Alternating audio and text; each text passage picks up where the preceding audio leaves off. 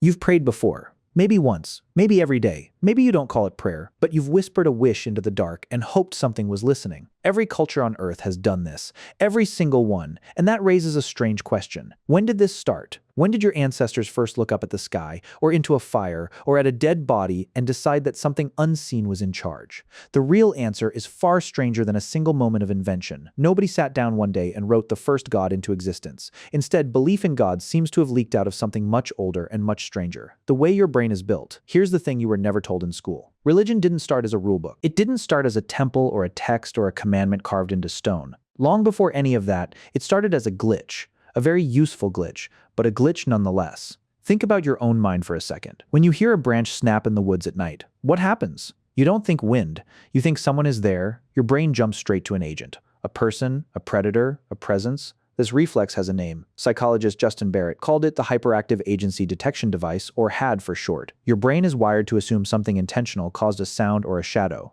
Because in the ancestral world, guessing wrong in one direction got you killed by a leopard, and guessing wrong in the other direction just wasted a second of your attention. Over hundreds of thousands of years, the humans who over-detected agents survived. The ones who shrugged off every strange sound did not always make it home. So your ancestors were living inside minds that saw intention everywhere. In the wind, in the river, in the moon. And once you're wired to see agents behind everything, it's a very small step to start wondering who those agents are and what they want from you. That's the seed. But a seed isn't a forest. So how did this glitch turn into gods, rituals, priesthoods, and entire civilizations built around invisible beings? Cognitive scientist Pascal Boyer spent decades studying religious concepts across hundreds of cultures, from small hunter-gatherer bands to industrial societies, and he found something remarkable. Gods and spirits are almost never completely alien. They're minimally strange. A god who can fly but still gets angry. A spirit who is invisible but still remembers who insulted it last week. A god who lives forever but still wants to be thanked.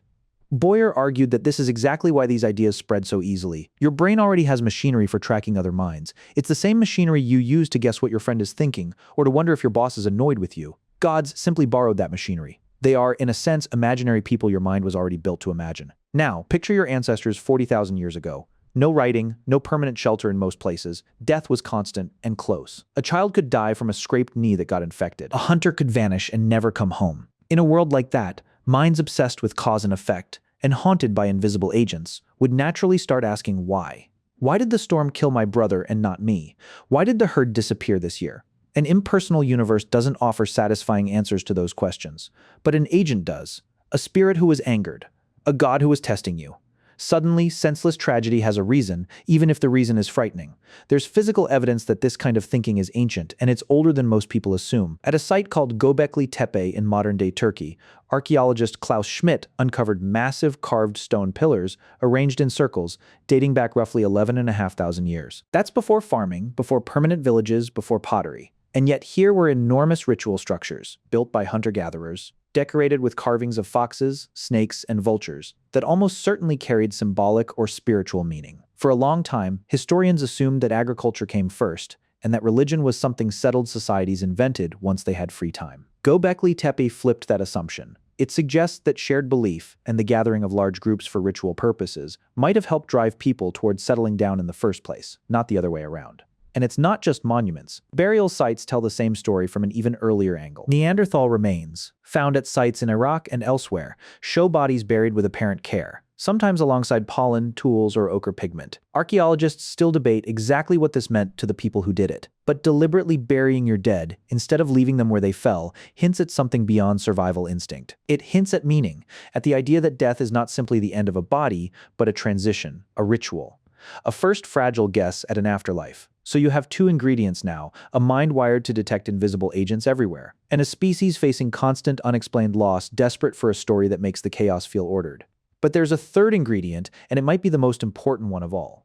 You are not a solitary animal. You survive in groups, and groups are fragile. Anthropologist Robin Dunbar spent his career studying the size of human social circles, and he noticed something curious. As human groups grew larger, from small bands of 30 or 40 people to villages of hundreds, the old method of maintaining trust, personal one-on-one bonding through grooming and gossip, simply stopped working. You cannot personally vouch for the character of 300 people. You cannot watch them all closely enough to know who might cheat you, steal from you, or abandon you in a crisis. So what do you do when direct surveillance breaks down?